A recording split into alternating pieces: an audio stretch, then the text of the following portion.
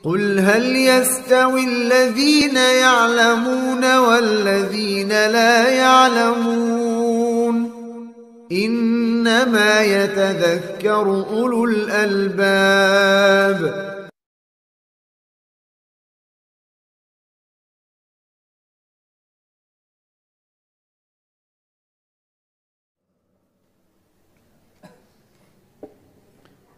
Pertanyaan, apa boleh salaman sambil menundukkan badan atau ruku? Tidak boleh. Jadi salaman biasa tanpa harus membungkukkan badan. Walaupun mungkin nampaknya kita orang Jawa kurang sopan gitu. Tapi ini ajaran agama, kita ikuti saja aturan Nabi. Nabi SAW pernah ditanya, apakah kalau kita saling berjumpa kita berpelukan? Jawabannya tidak. Apakah kalau kita berjumpa kita harus berjabat tangan? Dijawab iya, berjabat tangan dengan satu tangan. Adapun berpelukan kalau lama nggak pernah ketemu, pulang dari safar misalnya, pulang umroh, pulang apa, ketemu, kangen, kemudian berpelukan, boleh. Yang tidak boleh, sehari 5 kali, subuh ketemu pelukan, zuhur ketemu masih pelukan. Ini mencurigakan. Jadi berpelukan itu kalau lama tidak berjumpa. Ada nggak yang begitu putar tiap ketemu pelukan, ada apa tidak? Aduh jangan itu, demen ini dia. Assalamualaikum warahmatullahi wabarakatuh. Waalaikumsalam warahmatullahi wabarakatuh. Barakallahu fika barakallahu. Ustaz, begitu besar penghormatan kita seharusnya kepada istri kita. Sampai-sampai saya tidak tega untuk menikah lagi. Mulai deh. Karena dia tidak mau dimadu. Gitu. Apa tindakan saya ini benar? Benar. Nggak mau nikah lagi, alhamdulillah, alhamdulillah. Berarti antum setia sama istri. Tapi mungkin setia, mungkin juga takut.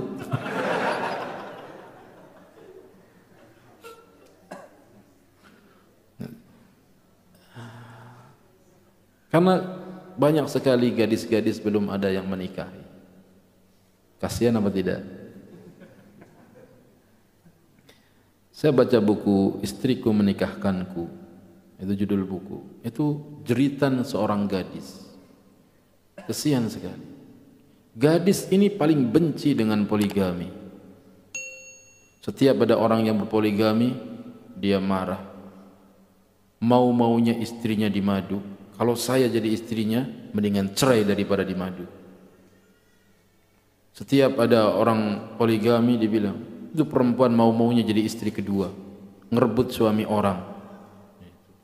Dia sangat benci dengan poligami. Dengan berlalunya waktu, akhirnya dia sudah umur 25, 27, 28, belum juga menikah. Setiap kali datang laki-laki yang menikah untuk dijadikan istri kedua, serta-merta dia menolaknya. Terus sampai umurnya hampir 30. Belum ada yang menikahi. Suatu hari dia berjalan, ada ibu-ibu berkerumun, sedang pada cerita, kasihan banget itu ya perawan tua, kasihan banget tuh perawan tua. Dia jalan, dia mendengar ucapan itu, dia pun berpikir, iya kasihan ya perawan tua. Gak taunya dia sendiri yang sedang dibicarakan. Akhirnya sampai di rumah dia bercermin, apa saya udah tua atau itu?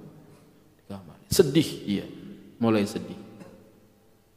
Kemudian suatu hari ada orang yang melamar datang menemui kakaknya, dia tinggal bersama kakaknya. Bahwasanya dia datang niat mau melamar. Dia gembira di dalam kamar, gembira sekali. Kemudian selesai tamunya pergi, dia datang sama kakaknya, "Bang, gimana? Tadi kayaknya dia mau melamar." "Iya." Gitu. "Terus gimana?" "Saya tolak dia karena dia ingin menjadikanmu istri yang kedua." "Jangan ditolak." Gitu.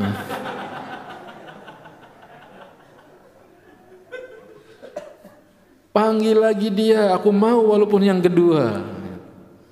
Itu disebutkan dalam buku Istriku Menikahkanku. jeritan seorang gadis. Maka antum nggak mau nikah lagi, nggak dipaksa, karena nggak harus nikah lagi. Nikah lagi itu bagi yang perlu, bagi yang butuh. Dan dia punya dua syarat. Syarat yang pertama mampu, syarat yang kedua adil. Jangan coba-coba kita nikah lagi kalau nggak mampu. Satu aja kurang gizi, gayanya mau nikah lagi.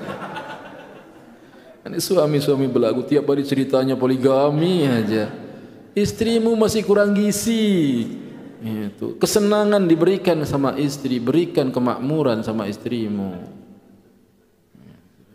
Ada juga yang mampu, tapi sikapnya nggak bisa berbuat adil. Begitu udah datang yang kedua mau pulang yang ke pertama, jangan mas, nggak usah. Akhirnya terjadi malapetaka. Jangan. Tadinya dia ingin melayang-layang, terjun, tapi tanpa payung, akhirnya nyungsep. Lalu apa hubungannya dengan syariat boleh mempunyai istri lebih dari satu? Ia boleh, bukan harus. Ya. Boleh. Bagi siapa? Yang mampu dan bisa berbuat adil. Fankihu ma taba lakum minan nisa'i mathna wa thulatha wa ruba. Wa in khiftum ala ta'dilu fawahidatan aw ma malakat aymanukum. Dzalika adna alla ya'ulu. Nikahi oleh kalian wanita-wanita yang sendiri dua. Jadi perintahnya nikah langsung dua atau tiga atau empat. Kalau kamu takut tidak bisa berbuat adil maka satu. Berarti yang satu dia penakut. Ya, jangan ikut-ikutan. Sekarang orang pada ikut-ikutan. Oh dia udah dua, masa saya enggak? Dia udah tiga, masa saya? Jangan, ini bukan masalah ikut-ikutan. Ya, kadang-kadang yang sudah punya dua manas-manasin terus. Jangan. Saya bilang jangan biar yang di atas seneng. Begitu.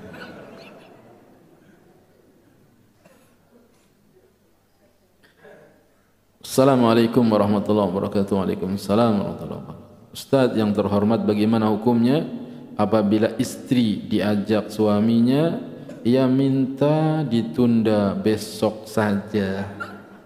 Kan hari ini saya lagi capek gitu. Kan bekerja. Suami ngotot gitu, minta dilayani. Akhirnya istri melayani tidak ikhlas.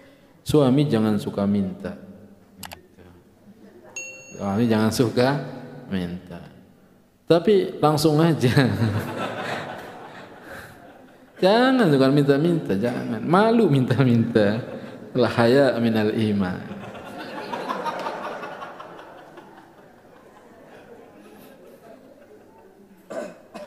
Jangan suka minta-minta. Tapi harusnya suami bagaimana biar istri yang minta. Gitu. Jadi dibikin bagaimana biar dia yang minta. Suami harus pintar.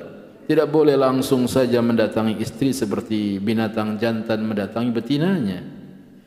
Jadi kalau kita pengen dilayani dengan baik oleh istri, kita juga harus berpenampilan baik. Pulang-pulang kita mandi, kita pakai minyak wangi, kita dandan yang keren, ganteng, baru mendekati istri. Jangan deketin istri mulut bau asbak begitu. Tukang rokok mulutnya bau asbak. Istri enggak suka. Antum harum, berpenampilan baik, dandan begitu. Kemudian juga harus yang gagah. Jangan mintanya doang tapi enggak bisa menyelesaikan. Itu. Jadi suami harus gagah di depan istrinya. Nanti setelah itu istri enggak usah minta. Artinya enggak usah suami minta, istri pun akan memberikannya.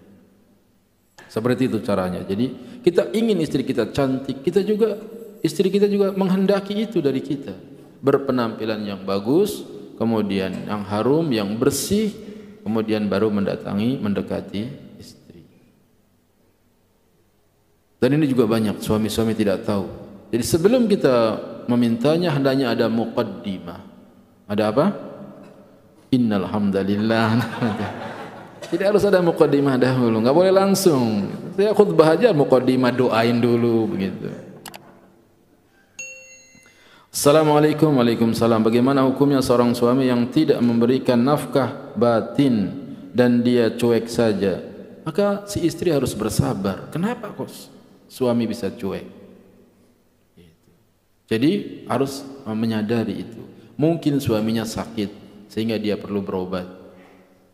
Mungkin suaminya sakit sehingga tidak bisa melayani istrinya. Maka istri harus bersabar dan dia harus berobat. Yang kedua, mungkin juga istrinya tidak menarik lagi. Artinya dia tidak pandai berdandan, tidak bisa menggoda suaminya. Jadi orang istri hendaknya berdandan yang cantik, yang harum, kemudian mendekati. Lalu jangan suka membantah. Suami itu kalau nyuruh istrinya membantah, sering marah-marah, langsung hilang selera. Langsung hilang selera. Maka jangan sekali-kali membantah. Kalau bantah suami, akhirnya suami udah enggak suka lagi. Dicerai enggak, dikasih nafkah batin pun enggak. Ini bahaya gara-gara si istri suka membantah. Makanya perlu ngobrol. Kenapa mas? Ada apa? Gitu. Dari hati ke hati. Ngobrol, mungkin ada problem, mungkin dia sakit atau mungkin dia apa. Sehingga rumah tangga bisa dipertahankan. Bagaimana kalau istri yang minta, apa suami enggak berdosa? Dia mau balik apa? Balik pertanyaan. Enggak mau kalah istri. Kalau suami yang minta, istri enggak mau, dilaknat oleh malaikat. Sekarang bagaimana? Kalau istri yang minta, suami enggak mau, dilaknat apa enggak Ustaz? Gitu. Kata saya enggak ada dalilnya.